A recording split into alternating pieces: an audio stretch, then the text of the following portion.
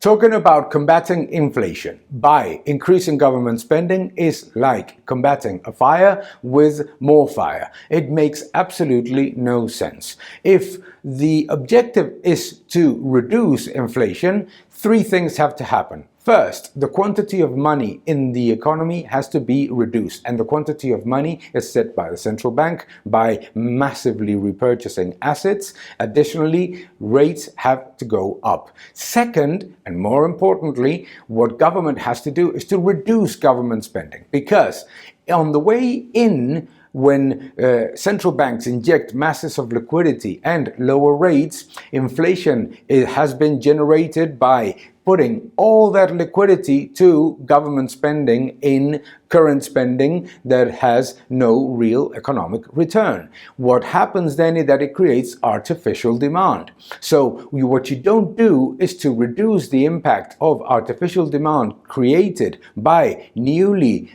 generated units of currency by killing the private sector. You need to reduce government spending, increase rates, and reduce the amount of money in the system, which has gone fundamentally to government spending. And what you need to do is to let the private sector adjust itself. The private sector, if one or two prices would go up due to foreign circumstances, external circumstances, it would immediately adjust on other prices down for the same quantity of money. There is no such thing as an increase in all prices if it doesn't come with a massive increase in the units of currency that have been issued. Therefore, you can have 1, 2, 3 prices going up, but others would come down for the same quantity of money. Second, you need to reduce the amount of money in the system, because a lot of that excess demand has been created artificially by government sending checks and putting higher spending that is financed with newly created units of currency.